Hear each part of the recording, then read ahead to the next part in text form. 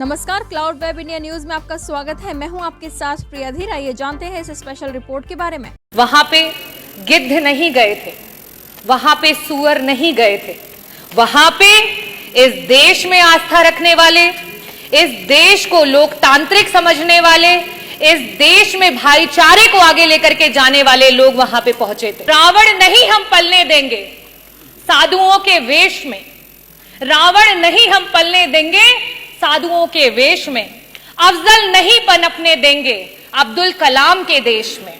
हिंदू हो या मुसलमान अब शीश नहीं कटने देंगे, कसम तिरंगे झंडे की अब ये देश नहीं बंटने देंगे। आज इस भरे सदन में मैं सर्वप्रथम संविधान के रचयिता बाबा भीमराव अंबेडकर जी को नमन करती हूं, जिन्होंने आर्टिकल 25 में हमें ये अधिकार दिया, स्वतंत्र धर्म का सम्मान अधिकार और हर आस्था का सत्कार।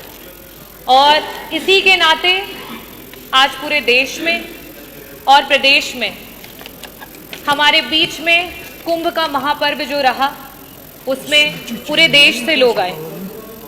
मैं सभी लोगों का जो आए उनका स्वागत करती हूँ। यहाँ कई प्रकार की चर्चाएं हुई और बहुत सारे शब्दों का प्रयोग किया गया। ये जो लोग विभिन्न प्रदेशों से और यहाँ तक कि विश्व के कोने कोने से आए, वो किसी राजनीति से प्रेरित होकर के नहीं आए, वो आस्था से, धर्म से और अपने देश, अपनी मातृभूमि से जुड़े हुए हैं, इसलिए वो यहाँ पर आए। महाकुंभ के आयोजन में जितना बजट होना चाहिए था, सरकार ने उसकी कमी की। महाकुंभ में जो सुविधाएं हमारे लोगों को देनी चाहिए थी, सरकार ने उसकी कमी की। वहां पे गिद्ध नहीं गए थे, वहां पे सुअर नहीं गए थे, वहां पे इस देश में आस्था रखने वाले, इस देश को लोकतांत्रिक समझने वाले, इस देश में भाईचारे को आगे लेकर के जाने वाले लोग वहां पे पहुंचे थे। मैं इस सदन में आज बहुत सारी चर्चाएं हुई, बहुत सारी बातें कही गई। बजट की जबकि चर्चा होती है तो बजट में किस तरीके से डिवीजन होता है उसकी बात होती है। अभी सत्र में कुछ दिन पहले बात हुई कि अंग्रेजी में विधायकगण अपने भाषण दे सकते हैं, लेकिन जब आपके बजट में एलोकेशन की बात आती है, शिक्षा की बात आती है, जो हमारे बच्चे प्राइमरी स्कूल में पढ़ रहे हैं, जिनकी नींव अंग्रेजी से शुरू नहीं होगी, तो वो आगे जाकर के आपके अंग्रेजी में दिए हुए भाषणों को नहीं समझ पाएंगे। लेकिन आप क्या काम कर रहे हैं? जहां 15% कहीं आपकी सरकार बजट दे रही थी, आज शिक्षा में वो बजट गिरा करके 13% पे आ चुका है। ये स्थिति है। अगर मैं बात करूं स्वास्थ्य की, क्योंकि मंत्री जी यहां बैठे नहीं है, जब स्वास्थ्य पे जब विपक्ष चर्चा करने की कोशिश करता है, मंत्री जी उत्तेजित हो जाते हैं। शायद इसीलिए हो जाते हैं क्योंकि स्वास्थ्य पे मात्र 6% का बजट दिया गया है, और इस 6% के बजट में भी मंत्री जी 40% का बजट पिछले जो बजट में था एलोकेटेड, उसको इस्तेमाल नहीं कर पाए। अगर हम बात करें ग्रामीण अंचल की, जो उत्तर प्रदेश की 60-70% की आबादी है, अगर हम उसमें बजट के एलोकेशन की बात करें तो मात्र 4% का बजट है, जो 8 करोड़ 8 लाख की आप बात करते हैं, 8 लाख करोड़ की बात, 8 लाख 8 हजार करोड़ की बात करते हैं, उसमें मात्र 4% का बजट दिया गया है। और सबसे बड़ी नाइंसाफी अगर इस सरकार में कोई झेल रहा है तो वो हमारा किसान है। पूरे देश का एवरेज औसत अगर निकाल लिया जाए तो बाकी प्रदेशों में जहां किसानों को 6% का बजट मिल रहा है, वहां उत्तर प्रदेश की सरकार में मात्र 3% का बजट है जो हमारे किसानों को दिया जा रहा है।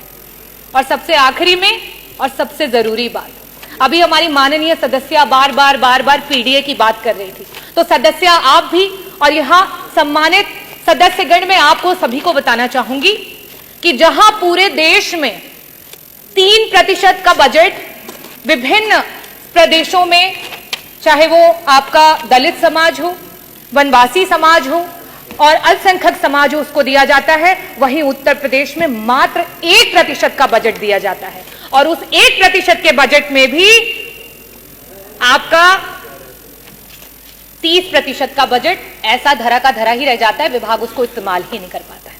हम इतने बड़े बड़े बजट की बात कर रहे हैं, मैं आंकड़े रखना चाहूंगी।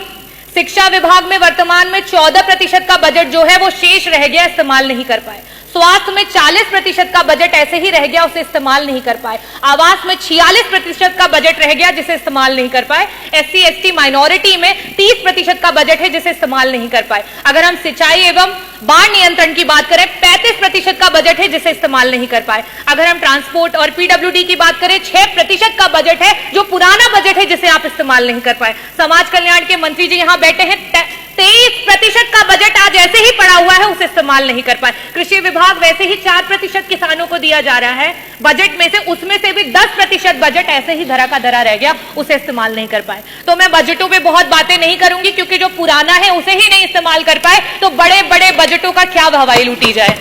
मैं बात करना चाहूंगी अपने देश की एकता की, क्योंकि जिस समय यहां अंग्रेजी की बात हुई, उस समय उर्दू के बारे में बहुत बड़ी बड़ी बातें की गई। उर्दू में जो लोग बोलते हैं उनको कुछ शब्दों से नवाजा गया। हमारे देश में उर्दू को बड़े ही लगाव से देखा जाता है। हिंदी अगर हमारी मातृभाषा है, तो आज का ये जो देश है वो अंग्रेजी से भी नहीं घबराता है, अंग्रेजी को सीखने की पूरी इच्छा रखता है। पंडित ब्रिज नारायण जी, पंडित रतननाथ सरहार जी, मुंशी प्रेमचंद जी, पंडित आनंद मोहन जी, यहां तक कि उपराष्ट्रपति रहे हुए कृष्णकांत जी, इन सभी लोगों का उर्दू से बहुत लगाव था। तो क्या इनके लिए भी उन्हीं शब्दों से नवाजा जाएगा?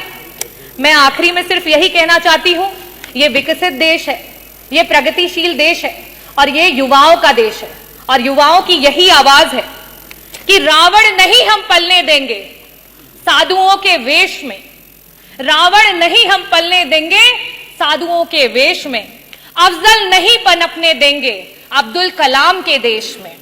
हिंदू हो या मुसलमान अब शीश नहीं कटने देंगे, कसम तिरंगे झंडे की अब ये देश नहीं बटने देंगे। स्पेशल रिपोर्ट में फिलहाल इतना ही। ऐसी तमाम खबरों के लिए सब्सक्राइब करें क्लाउड वेब इंडिया न्यूज और नोटिफिकेशन के लिए बेल आइकन को प्रेस करें।